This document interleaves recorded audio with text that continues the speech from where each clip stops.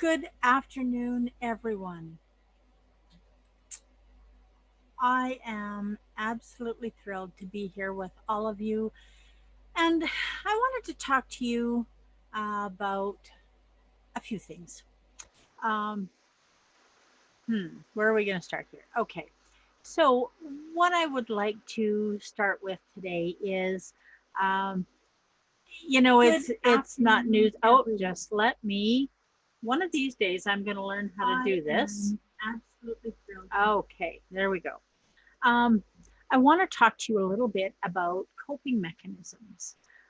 All of us, I don't need to tell you what's going on in the world. We all know that, and there are a lot of you that are doing keto, thinking about doing keto, that are clients of mine, thinking about being clients, not ever going to be clients, but still need support and information. And that's what I want to be here to give you.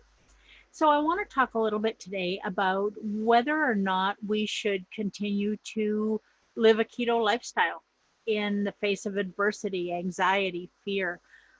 Now, one of the things that has become incredibly apparent to me when I started doing keto. Now, for those of you who don't know, um, I had I had several health struggles when I started doing keto. I was suffering with type 2 diabetes, anxiety, depression, um, and I also have ADHD, which was helped so much, and got turned out that the anxiety and depression were that's a whole nother ball. Anyway, um, all of those things, well, except the ADHD, but the anxiety disappeared, the depression disappeared, the type 2 diabetes disappeared. Um, all of those things that were just a normal daily part of my life, all of a sudden were not a daily part of my life anymore. So it became very apparent to me that this way of eating was incredibly powerful. And as I got further into it, things continued to get better and better. And um, so then here we are today. And all of a sudden, for the first time in 21 months, I find myself dealing with anxiety again, as a lot of people are. And, historically, if you go back, more than 21 months, 24 months, 36 months, 5 years, my reaction to anxiety would have been to crawl into a bag of cookies or a tub of ice cream, or to carb up. That was my idea of comfort food.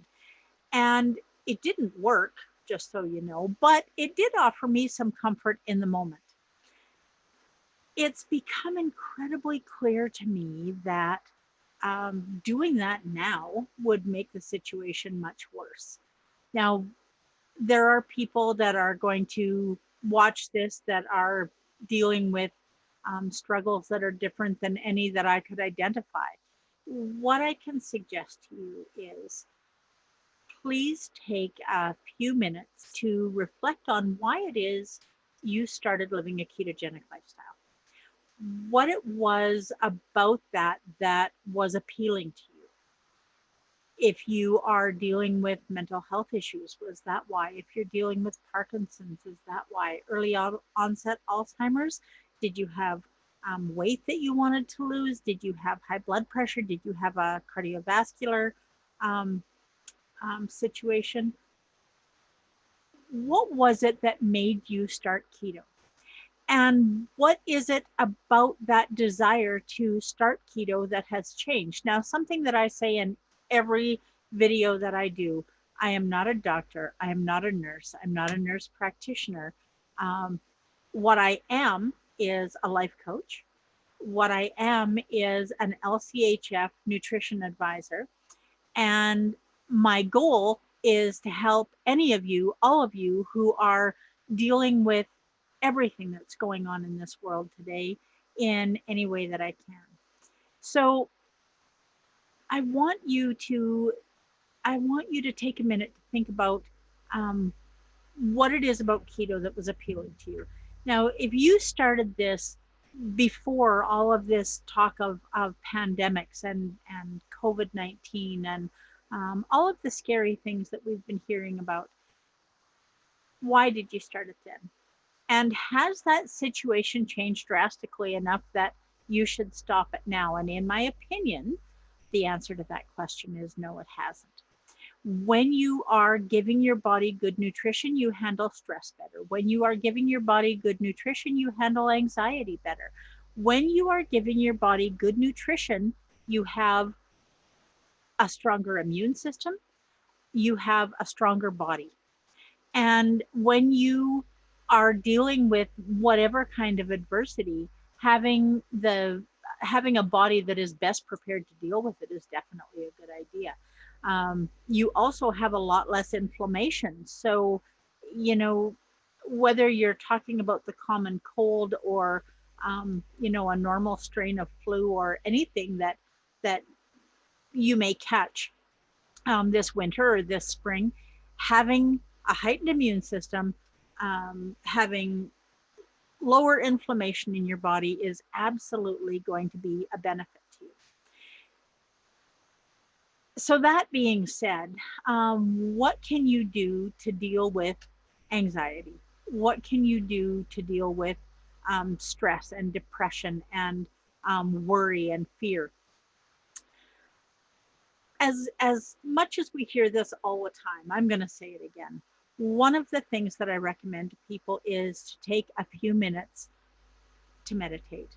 Now, meditation, when we talk about meditation, we hear people say, I want you to sit in a certain position with your legs crossed and your hands in a certain position, and I want you to close your eyes and clear your mind. Well, I'm going to tell you, for me, there has not been 1 second of my life, probably since before I was born, that my mind has ever been clear.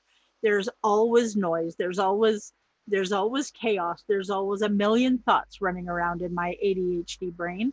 Now, if you're neurotypical, maybe you can clear your head of all thoughts and just have a quiet space to meditate in. If you can do that, that's awesome.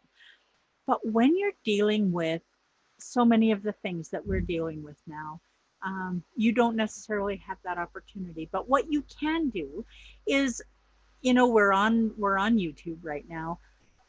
Do a search for mindfulness meditations. Mindfulness meditations are very, very powerful if you allow them to be.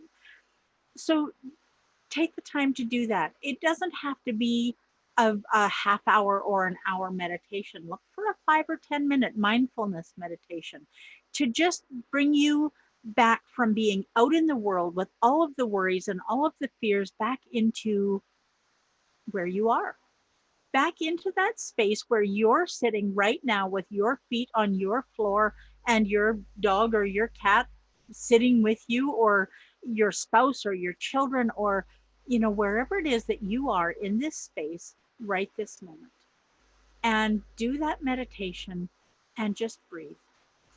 And don't worry about clearing your mind of all thoughts. If there's a thought that comes through your mind, it's there, deal with it, and then let it go, and let the next thought come in and deal with that and let it go.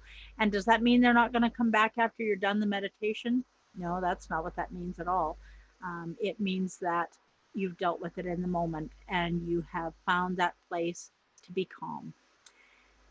So that's great, and all of us can do that, but is that going to fix it? Probably not. I've been doing it and it hasn't fixed it for me, but it has most definitely helped. Spend time with loved ones in small groups.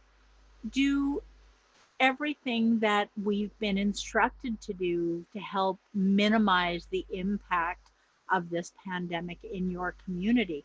When you do those things, when you wash your hands more often, when you sterilize surfaces more often, when you practice social distancing and stay out of public places if you don't absolutely have to be there. All of those things are things that you can do to be a little more in control of your world right now. So take the time to do that. And instead of being angry or bitter, try and go to a place where you're grateful that we have these instructions, where we can be thankful that we're healthy, that Most of our family is healthy. And please know that if someone in your family is struggling with this or any other illness, my heart goes out to you. It doesn't mean that you don't have a right to a moment of peace. And it doesn't mean that you should crawl into a tub of ice cream for comfort. So, what else can we do? For those of you that are taking any type of supplements, any type of medication, one of the things that you can do is you can make a point of taking that medication every single day, keeping that structure in your life does two things. First of all, your body needs that consistency with whatever it is that you're giving it every day. And the other thing is that structure, again, helps you feel more in control. So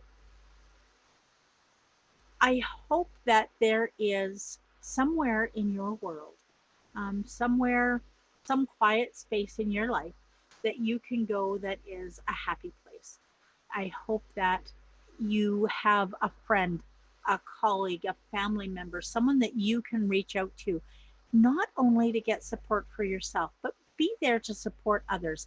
And if you do have to go out to a grocery store, if you do have to go out to a pharmacy, if you don't have a choice, call your neighbors, call your family members. Do they need you to pick up something? Save them a trip out so that you're not both going out in public if you don't need to.